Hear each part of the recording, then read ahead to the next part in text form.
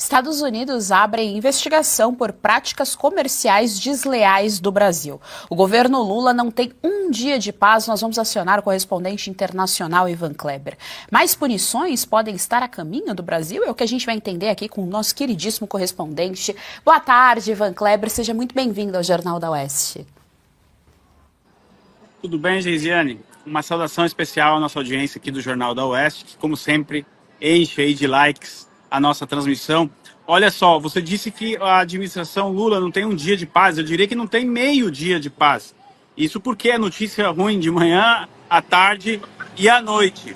Agora, nós temos, então, a abertura aí da sessão 301, uma investigação, não é, das relações comerciais entre o Brasil e os Estados Unidos, que eu estou chamando, Geisiane, de uma auditoria. É isso que o governo americano se propôs a fazer diante das relações comerciais com o Brasil. Uma completa auditoria, inclusive. Quem poderia imaginar que a 25 de março pudesse cair no, aspas, pente fino do governo americano? Mas foi isso que aconteceu. E olha só, eu quero trazer aqui uma declaração importante do secretário de Tesouro dos Estados Unidos da América. Ele declarou o seguinte, o Scott Bessent, abre aspas aqui para ele: os dias de práticas comerciais desleais acabaram. Graças ao presidente Trump, este governo está extremamente focado em garantir os melhores acordos comerciais para o povo americano. O mercado está olhando para o futuro e entende claramente que esses acordos beneficiarão tanto os Estados Unidos quanto a economia global. Fecha aspas. Vale lembrar que, por exemplo, a Indonésia ontem conseguiu adiantar um acordo com a administração Trump. Inclusive, o Trump elogiou o presidente do país da Indonésia. Agora, voltando um pouco sobre essa questão, não somente da investigação, mas da tentativa do governo brasileiro de abrir um canal de negociação com a administração Trump, não importa o mensageiro, e sim a mensagem. E o governo, aparentemente, está fechando o olho para a mensagem que deve ser enviada a Washington. Donald Trump deixou bem claro, o presidente americano foi bem específico na carta que ele publicou justamente há uma semana. Hoje completa uma semana. O tempo está passando. E ele foi bem específico sobre a questão daquilo que ele define ser uma caça às bruxas ao presidente Bolsonaro, à família e também apoiadores. E a questão de eleições no Brasil, que precisam ser naquilo que Donald Trump considera eleições justas. Sem tratar destes pontos, sem falar também da questão da liberdade de expressão. São 3 os pontos. Não importa o mensageiro, pode quem for lá que vai dar com a porta na cara. A mensagem é o importante. E aparentemente o governo Lula não está sabendo interpretar a carta que o Donald Trump enviou. Falando em carta, a gente tem informação também do vice-presidente do Brasil que os Estados Unidos ainda não responderam uma carta de 2 meses atrás e eles querem uma resposta dessa carta. Devo dizer que essa carta já está completamente desatualizada justamente pelo atual contexto. Então agora vem a sessão 301, que será realmente um pente fino, uma auditoria nas negociações entre Brasil e Estados Unidos. Geisiane. Ivan, e a gente ainda tem outras questões a respeito aí de tudo que está acontecendo no Brasil e Estados Unidos. A gente tem informação do portal Metrópolis, por exemplo, em relação ao AGU, que se comporta como AGG. O Jorge Messias deu declaração ao portal Metrópolis culpando as Big Techs americanas. A carta foi claríssima, dizendo que o Brasil atacava empresas digitais americanas, se referindo justamente às Big Techs.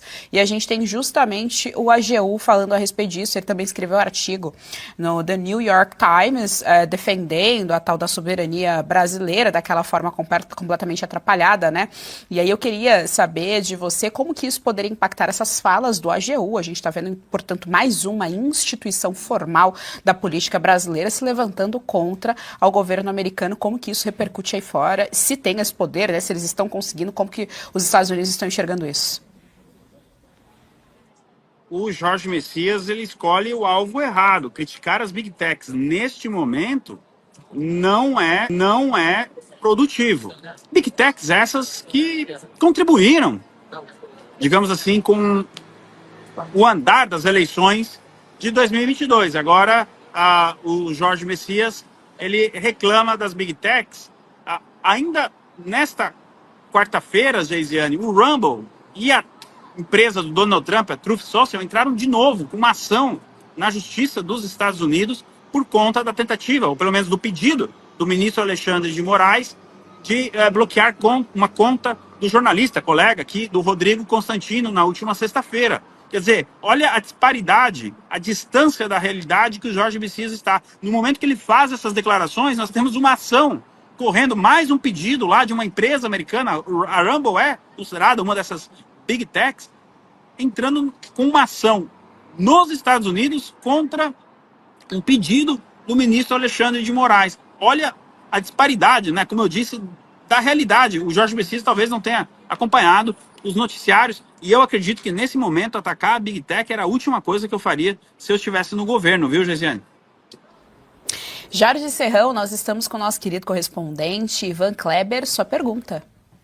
Falávamos ainda há pouco, você comentava sobre a 25 de março, principal rua de comércio popular de São Paulo, relacionada aí a problemas americanos. Ali, os americanos estão bronqueados porque ocorre uma pesadíssima venda de marcas de empresas norte-americanas completamente ilegais.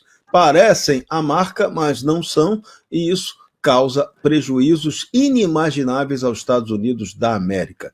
Esse pente fino que vem aí nessa auditoria via a regra 301, o que pode representar também para o Brasil? Será que eles vão investigar se nós estamos, de repente, utilizando produtos chineses atravessados e que acabam sendo também exportados para os Estados Unidos como se fossem brasileiros, mas na verdade não são?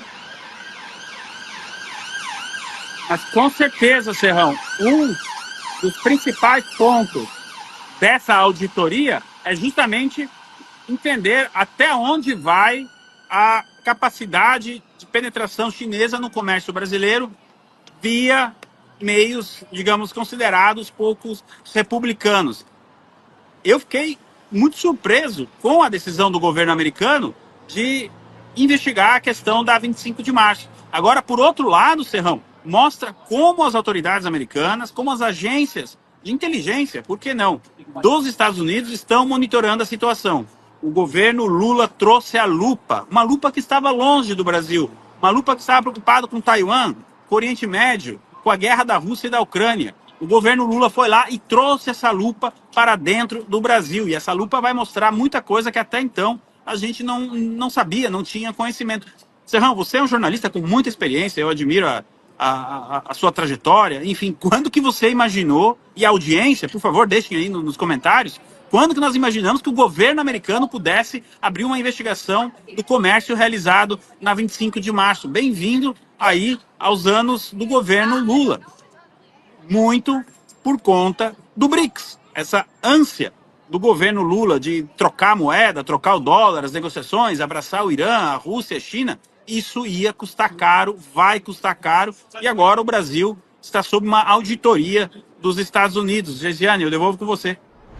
Você gostou desse conteúdo? Então compartilhe, dê o seu like, não se esqueça, viu? Aqui no canal da Revista Oeste tem muito mais.